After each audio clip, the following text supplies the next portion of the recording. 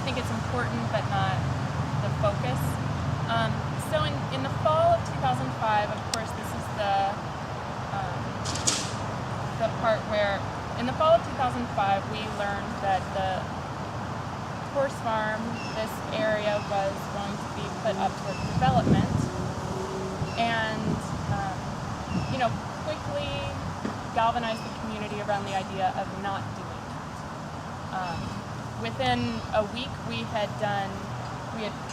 stood on the street with a giant 4x8 board painted, Pavement or Paradise, go to the community meeting, go to the rezoning commission meeting.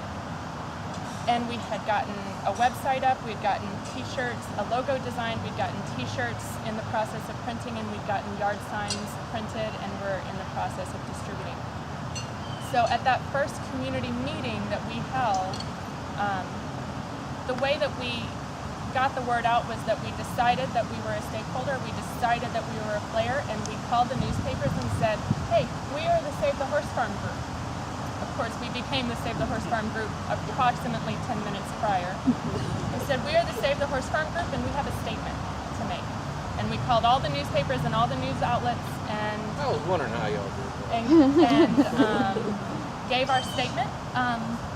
We had also gone to the office of the Independent with our giant sign and said, we have this awesome sign.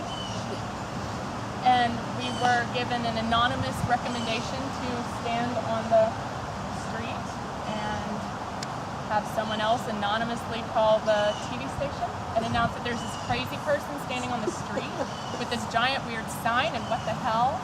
And so we created a space at the table. We sort of built this table, and then we built all the chairs around it, and then we invited people to sit in those chairs. And we were one organization, and we had a very strong collection of people that supported us. At the first community meeting that we held, I think there were over 60 attendees, and only a handful of them were students. So it really was a mixture of community people ranging from very young to very old, from very wealthy to very not wealthy, the whole sort of range of people. At that first meeting, we used a sort of consensus approach and found 4 to 5 categories that everyone was interested in, and from there formed various committees that each of those committees would approach this same issue from that angle. What were the categories? Some people were concerned with democracy, so the fact that this was something that was decided behind closed doors and without public input. There was another that was concerned about ecology. People liked the green space, and they liked the idea that there was at one point a fox that lived out here. There's a whole host of hawks and birds and sort of predator species, hawk species that lived out here. So there's democracy, there was ecology, there was another one that was concerned very much with the immediate issues of this property was going to be sold on a contingency basis. If it got rezoned from residential to commercial, then it would be sold. And so there was a whole collection of people that said, well, then clearly we need to focus all of our efforts on stopping the rezoning. And then there was another one. Was it fundraising? There was a whole nother. Stoners?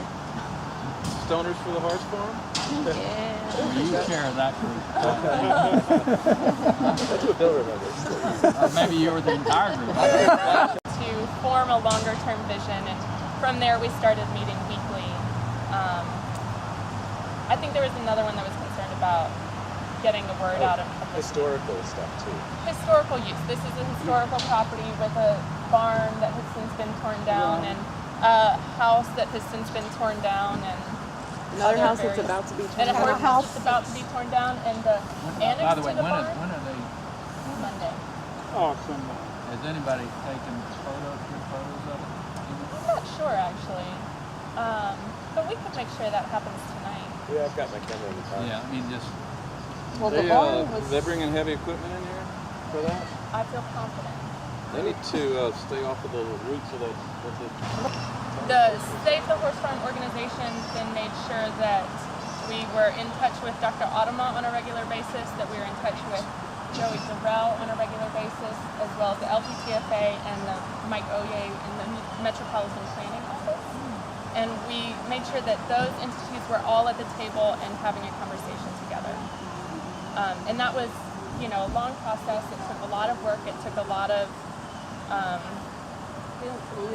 forming of alliance and and other community leaders. Besides the government. Yeah, non-governmental community leaders. So our goal was to create a conversation. And I feel like we did create that conversation, and we got that conversation going, and we framed the conversation. And I feel like in that respect it was a great success. And that conversation is still going on today.